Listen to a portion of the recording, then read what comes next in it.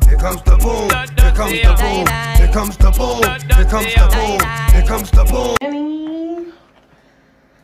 And shop my bags and my wallets, all handmade, cut, stitch, sew, put together, real crystal. This is an amethyst, all by me.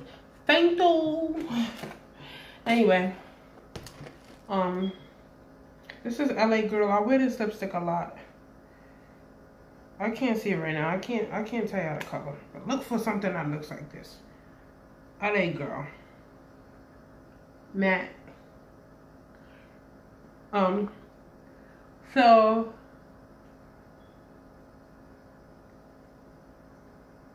I'm sorry, I love lipstick. Bitch is almost, it's probably past 9 o'clock at night and bitch putting lipstick on. Anyway, so this is the tale of two Valentines. Dun dun dun. I know. Black women don't cheat. But there's always a motherfucking exception to the rule. Anyways, y'all. So, I'm going to give y'all a background story.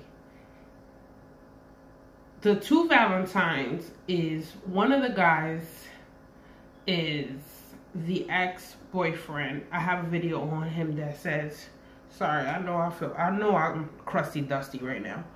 It says my ex-boyfriend tried to kill me, right? That's the first ex, and then there's another ex.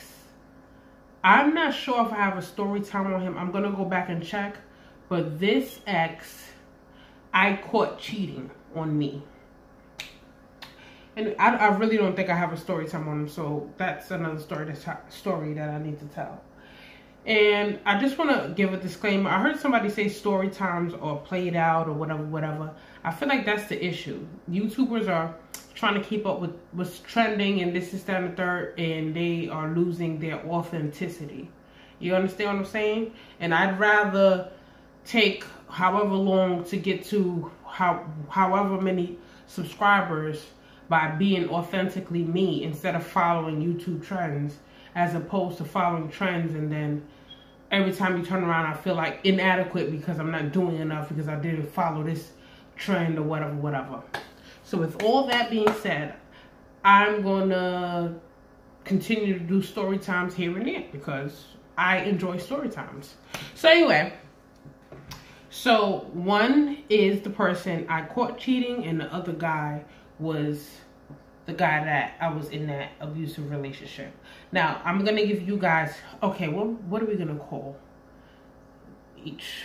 Okay, we're going to call the one that I was in an abusive relationship with, being that we're going to call him School Bus. I'm not going to say why I'm calling him School Bus, but we're going to call him School Bus. And then the other guy, we're going to call him Tax Money. Anyways, so School Bus, the background on School Bus is as followed. I met School Bus when I was 20, I think. 19 going on 20 or something like that. I know when he first tried to talk to me, I wasn't really trying to give him the time of day. Then eventually I did. It ended up just being this situation where he was just giving me money just for the sake of giving me money. And he never really had time because he always had to work. And I didn't really care because in the beginning I didn't have an interest in him. And then clearly it moved on to something more serious than that, right? So when I first met School Bus, he was very romantic. You know, he would take me out for Valentine's Day. That's when I used to celebrate the holidays. He would take me out for Valentine's Day and give me flowers and blah, blah, blah, right? But then eventually, throughout the course of our relationship, he did what, unfortunately, a lot of, I hate using the word a lot and generalizing people, a group of people, but what some men do, which is get comfortable, right? So there was one Valentine's Day, well, he had started to make it a habit of not being as thoughtful and considerate as he used to be, and what he would do is just throw me cash. Now, like I said in the beginning, my face feels so dry. Oh, That gives me the heebie-jeebies. Dry skin just annoys me. Anyway, so like I said, in the beginning, I didn't mind because I didn't have an interest in him. So when we started to date and then he started to actually put thought and time into spending time with me, I actually would prefer that over getting money. So when he started to just hand me money again, it kind of was just like this shush, like, stop complaining, shut up, do what I tell you to do, here's some money, go about your fucking business. So that became what it, you know, what it would be around, like, special occasions. He wouldn't show up, but he would make sure he Western Union me some money. I need you to be there.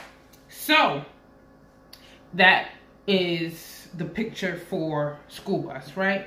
Now, Tax Money was a guy that just so happened to be in a relationship simply because I said we were in a relationship.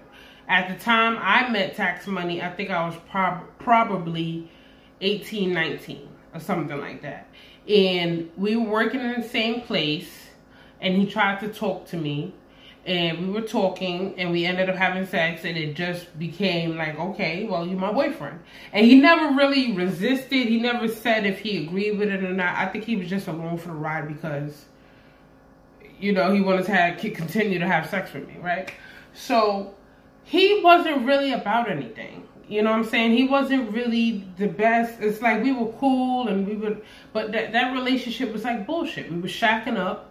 And I just said that he was my boyfriend because we was having sex. And I would see him often throughout the week. So in my head at the time, at that age, I was just like, nigga, he's my boyfriend. So, anyway, he wasn't really about shit. So throughout the course of our relationship, like later on, I started to kind of distance myself and I started to mature a little bit. And I started to see it for what it was. Like, he never really wanted a relationship with me. He just, you know, went along with whatever I said just so he can, you know, wham, bam, thank you, ma'am. So, once he started to see that I was pulling back, and when I was distancing myself, that's when he was sort of start to do little nice gestures or whatever, right? So, like, for Christmas, I think he bought me a pair of Uggs or something like that. He tried to call it a little bit more often because before I actually give up on a guy or fall back, I won't give him a chance. I'll be like, listen, here's my issue, You know, I never had a problem with expressing how I feel about a situation or a person or whatever. So, it was one of those situations. It was like somebody who took me for granted, and then when I finally did get hit to their bullshit, I was kind of like, all right, nigga. So, fast forward. I move on. I get with school bus. And school bus has shown me how I'm supposed to be treated. And this is that and third. We had our turbulence and whatever. We had our ups and downs. But also, that relationship was starting to take its course. It was like we would break up for 2 months, 3 months at a time. And then get back together. He would do all this manipulative shit. We would be in this roller coaster up and down. I was very immature at that age too, so I'm not going to sit here and just keep blaming people the way I would react to certain things. Or at the time I didn't understand why he couldn't allocate time for me. Whatever it is, right? So it was just going downhill steadily.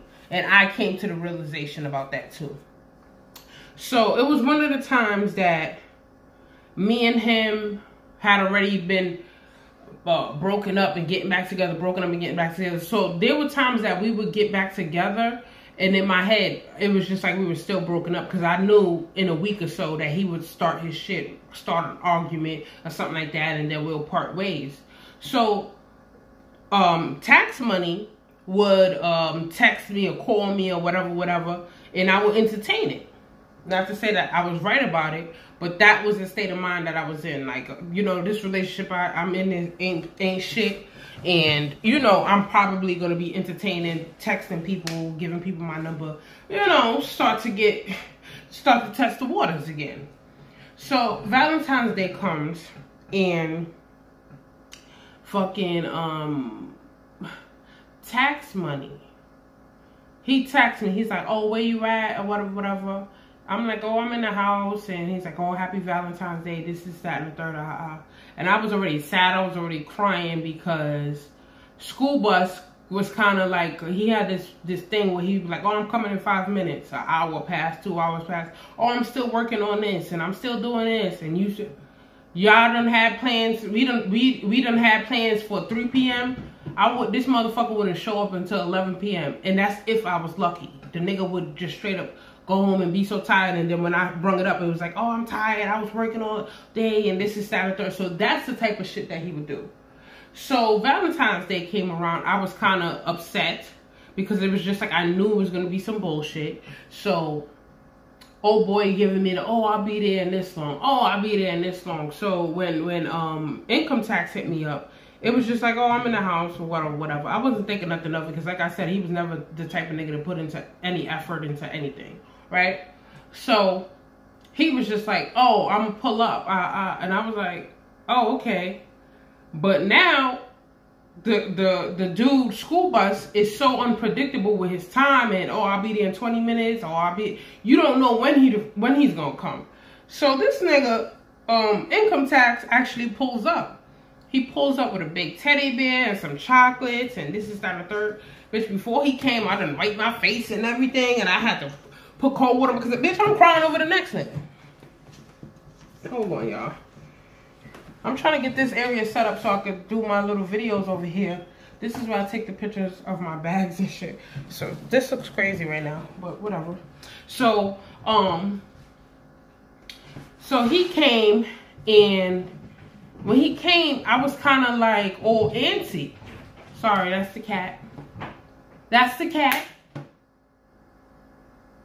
Want to be fucking LeBron James.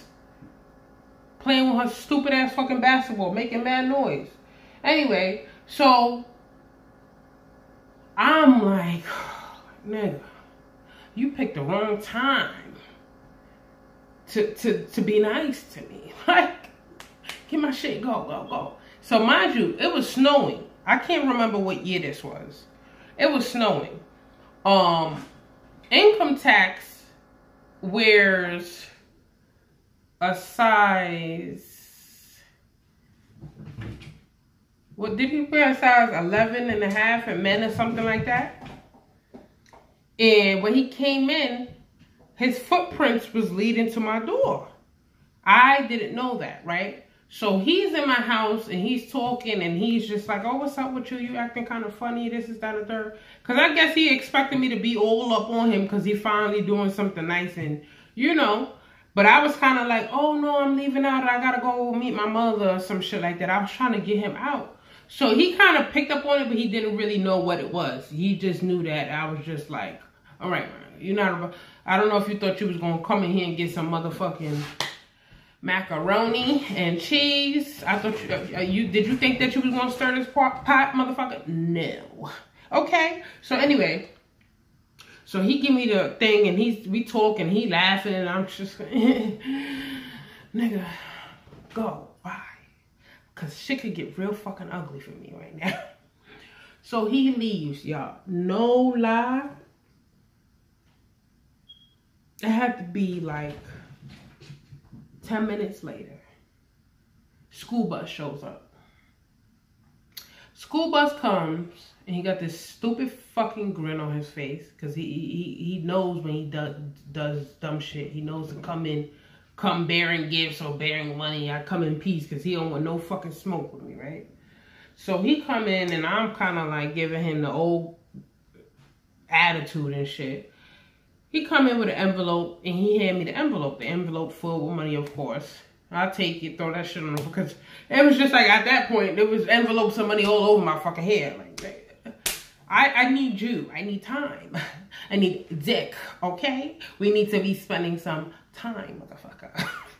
So anyway, he comes in, he give me the envelope, and we sitting there, we talking, and I was just like, and he had got me a card. He didn't even write in the card. He just like, literally, I know he stopped around the corner at the fucking pharmacy and got the card and came in with the envelope and was just like, so he proceeds to tell me this whole story about how he got me all this stuff and how his baby mother still had the security code to his house and how she broke it and she took all the shit that he was supposed to give me, right? I don't know how true that is, but me and her had a beef. And at that time, whatever he would tell me, I would believe. And now that I'm older, that's what niggas do. They lie, they stir the pot and all that extra shit. But at the time, it was just like, if he said that she said this about me, I was already like, yeah, I don't like that. It was like a beef like that. So when he told, so I started questioning him.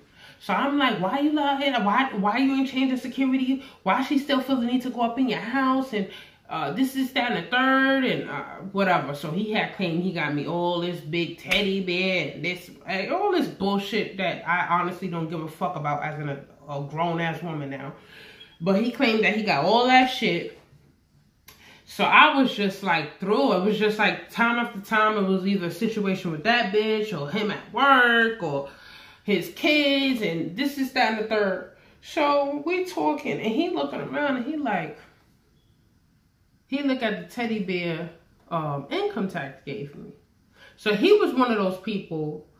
He'll take a mental note. He won't say shit about it. He'll wait 2 years after the fact, and you'll get into an argument, and he'll pull your card, and bitch, you will be you won't even know what the fuck to say, cause you in your head thinking that you got away with shit, and no, this nigga made a he got a whole chapter book on your ass.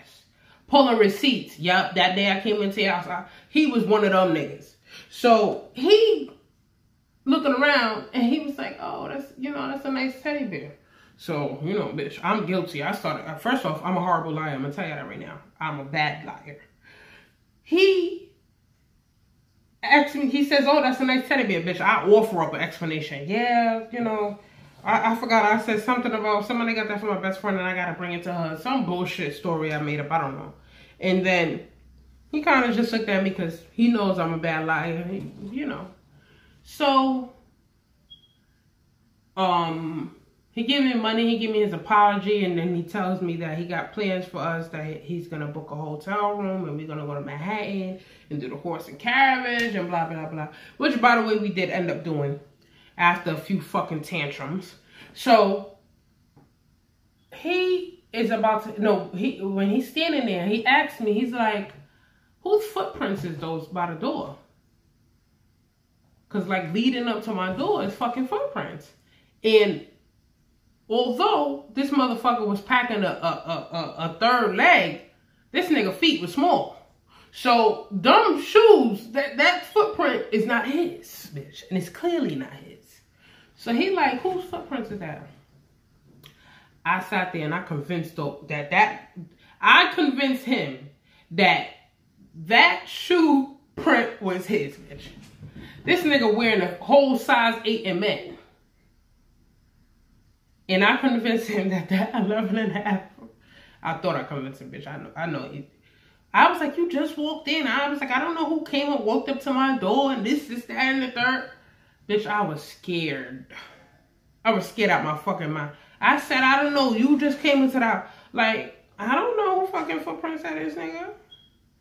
The fuck?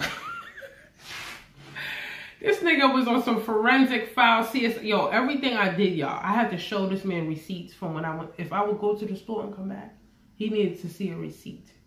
Now, this is before I even started to think about fucking the plan B nigga. Your backup nigga that you get once you've already decided that the relationship is over, but it's not actually over. When I was being loyal and faithful to the nigga, this nigga was pressing me like that. So, after a while, I just got used to all this suspicious fucking questions. But that day, I didn't know what to say. I came up with that lie so quick. I was like, that's your footprint. That's your footprint. What size shoe you got on today? Nigga, I was like, I don't know. I don't know who came up to the door. I said, you was just here. You walked up to the door. So he looking at me. He's like, oh, okay. Okay, doing that stupid shit. Taking his little mental notes. He walked out. Bitch. I knew he knew. I knew he knew. But he didn't say shit because he knew that I knew that what he told me about my Valentine's Day gift was bullshit. It was fucking bullshit. Alright? We was both lying. Scheming and scamming. So anyway, that is the tale of the 2 Valentines, y'all. Don't get caught slipping. Check your doorstep. Check your doorway before niggas leave your house. Point blank, period. You gotta hide shit. You gotta do your shit right. Cause I bet you they fucking doing it, motherfucker.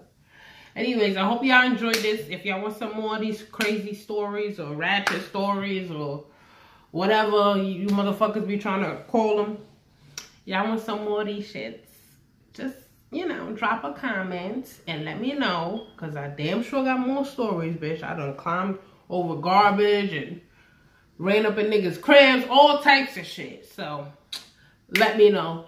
Thanks for watching. Peace.